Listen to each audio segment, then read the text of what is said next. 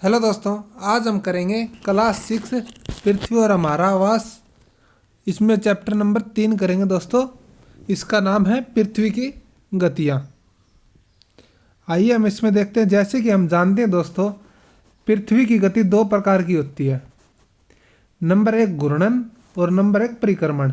घूर्णन तो दोस्तों उसको बोलते हैं जो अपने ही अक्ष पर घूमती है। जैसे कि लट्टू घूमता है दोस्तों, उसी तरह घूर्णन काल बोलते हैं। जैसे कि अपने अक्ष पर घूमना ही घूर्णन कहलाता है। परिक्रमण क्या कहता है?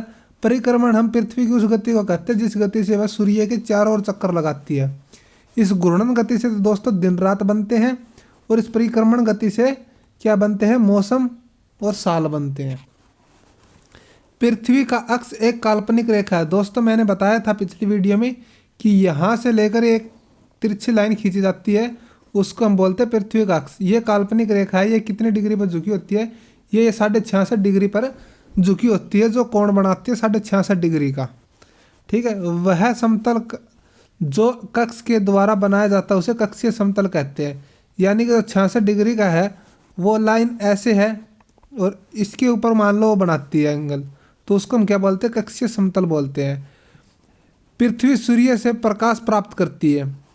पृथ्वी का आकार गोले के समान है, सिर्फ इसलिए है एक समय में सिर्फ आधे भाग को ही रोशनी प्राप्त होती है।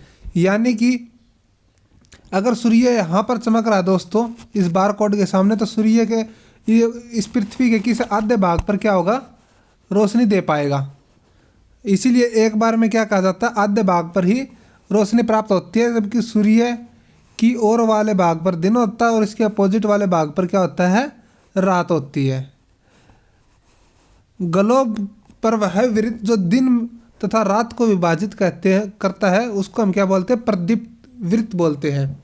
यानी कि दोस्तों इसमें देखो, ये पृथ्वी है।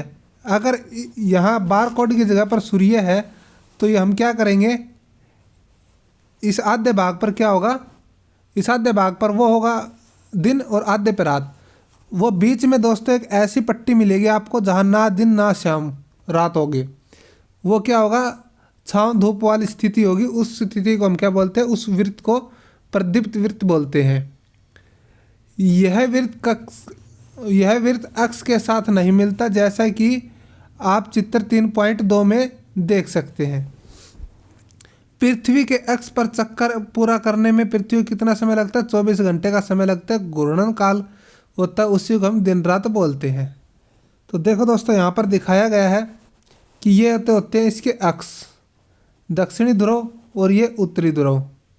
ठीक है, और ये 66 डिग्री का कोण कहाँ पर बनाता है? अक्ष यहाँ पर बनाता है। यानी कि पृथ्वी को दो भागों से कट करेंगे तो जो ये समतल रेखा लाइन आएगी इसी को हम 66 डिग्री बोलते हैं।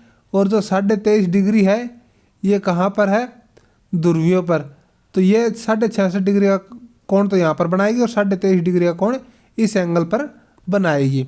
ये प्रदीप्त वृत्त कौन सा होता है दोस्तों? देखो यहाँ से जैसे सूरज चमक रहा है तो ये दिन हो गया, ये साइड में रात होगी। जो यहाँ पर ये वाला भाग बोल रहा था मैं, लाइन है ये क्या होती है? प्रदीप्त वृत्त होती है। यानी कि यहाँ पर इससे आगे रात शुरू हो जाएगी और इससे आगे दिन शुरू हो जाएगा। ये जो बीच का पॉइंट है इसी को हम क्या बोलते हैं? प्रदीप्त वृत्त बोलते हैं दोस्तों। आगे की वीडियो में दोस्तों हम करेंगे अब, अगर पृथ्वी घूर्णन नहीं करे तो सूर्य की तरफ पृथ्वी का भाग हमेशा दिन होगा, और जिसके कारण उस भाग में गर्मी लगातार बढ़ती जाएगी। दूसरे भाग में हमेशा अंधेरा रहेगा एवं पूरे समय ठंड पड़ेगी। इस तरह क्या होगा दोस्तों? जीवन संभव नहीं हो पाएगा। पृथ्वी की गति जो सूर्य के चारों ओर कक्ष में होती है, यानी कि पृथ्वी की जो गति है सूर्य के चारों ओर भी होती है, उसे क्या बोलते हैं? हम परिक्रमण बोलते हैं। और पृथ्वी का एक वर्ष कितने दिन का होता है? 365.1 से ही 4 दिन का होता है दोस्तों। यानी कि 365 दिन पूरे और एक दिन का चौथाई हिस्सा इतने समय में क्या कर लेती है? वो एक चक्कर लगा लेती है। हम लोग क्या करते हैं? पृथ्वी को एक 365 दिन का ही वर्ष मानते हैं पृथ्वी पर। सुविधा के लिए हम क्या करते हैं? ये जो 1/4 वाला भाग है दोस्तों ये हम नहीं जोड़ते। यानी कि 1/4 कितना होता है? ये होता है 6 घंटे। तो इसको हम क्या करते हैं? इसको हम नहीं जोड़ते। ठीक है दोस्तों, अब हम करते हैं इसको, मैप को दोस्तों। अब देखो, ये है दक्षिण एनायन। दक्षिण एनायन क्यों बोलते हैं दोस्तों? क्योंकि ये तो हो गया इसका नॉर्थ पोल और ये हो गया साउथ पोल। इसमें क्या है, साउथ पोल सूर्य की तरफ है, तो इसको हम क्या बोलेंगे, दक्षिण एनायन। तो ये कहाँ कब होगा, ये 22 दिसंबर से स्टार्ट हो जाएगा दोस्तों। ऊपर उत्तरी गोलार्ध है, इस साइड में प्रकाश नहीं है तो दोस्तों, तो ये क्या हो जाएगा, ये हो जाएगा शीत ऋतु। और इस साइड में प्रकाश है तो इस साइड में हो जाएगी ग्रीष्म ऋतु। इसी तरह ये यहाँ से चलते हुए जाएंगे, फिर कहाँ पर जाएंगे, 21 मार्च को। 21 मार्च को क्या होता है, शरद ऋतु। कहाँ होगी, यहाँ पर नीचे वाले जिस भाग में क्या होता है, प्रकाश की किरणें सीधी आती है तो शरद ऋतु, और ऊपर वसंत ऋतु हो जाएगी। ठीक है दोस्तों। इसी तरह यहाँ पर उत्तर अनायन, क्योंकि यहाँ पर उत्तर अनायन पे क्या होता है, सूरज की किरणें आती है, लेकिन दक्षिण नीचे वाले भाग है इस पर किरणें नहीं आती। तो ये 21 जून को होता है दोस्तों। उत्तरी गोलार्ध में ग्रीष्म ऋतु होती है, दक्षिणी गोलार्ध में शीत ऋतु। अब यहाँ पर देखो, कहते हैं 6 महीने का दिन और 6 महीने की रात ध्रुवों पर होती है। देखो यहाँ से लेकर अब यहाँ पर इस उत्तरी ध्रुव पर क्या है, दिन है, और यहाँ पर क्या है, उत्तरी ध्रुव पर रात है दोस्तों। तो रात है, तो ये जो यहाँ से ट्रैवल करके यहाँ तक का समय लिया है इसने, ये कितने का लिया, 6 महीने का लिया। तो यानी कि ऊपर वाले महीने में 6 महीने का दिन और रात होता है, इस तरह से।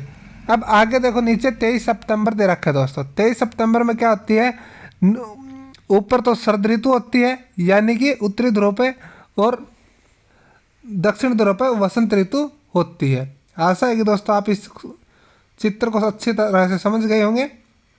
अब 4 वर्षों में बचे हुए जो 4 घंटे मिलकर एक ही दिन है, वो 24 घंटे के बराबर हो जाता है। इसके अतिरिक्त दिन को फरवरी के महीने में जोड़ दिया जाता है। इस प्रकार प्रत्येक चौथे वर्ष फरवरी माह 28 के बदले 29 दिन का होता है। यानी कि हर साल क्या होता है, 6-6 घंटे हम जोड़ते नहीं है, 365 दिन ही मानते हैं वर्ष।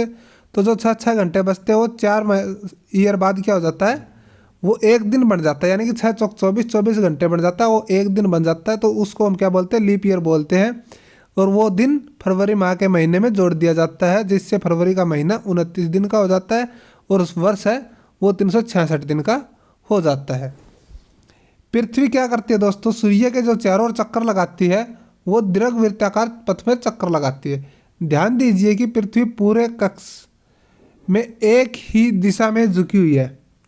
एक वर्ष को गर्मी, सर्दी, वसंत और शरद ऋतुओं में बांटा जाता है, एक वर्ष को।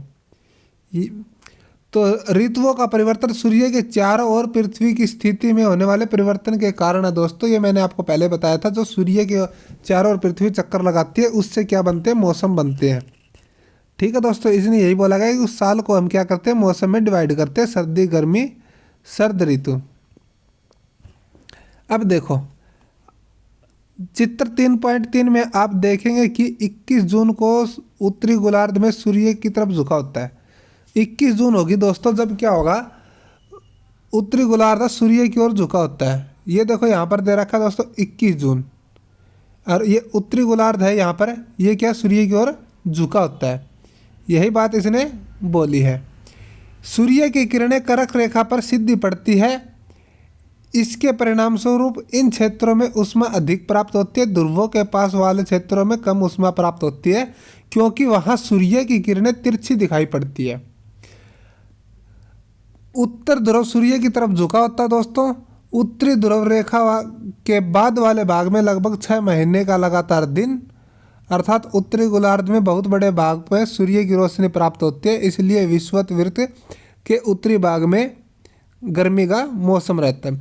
21 जून को इन क्षेत्रों में सबसे लंबा दिन अर्थात सबसे छोटी रात होती है दोस्तों। इस स्थिति को क्या बोलते हैं हम, पृथ्वी की उत्तर अयनांत कहते हैं इसको, यानी कि उत्तर अयनांत बोलते हैं इस अवस्था को।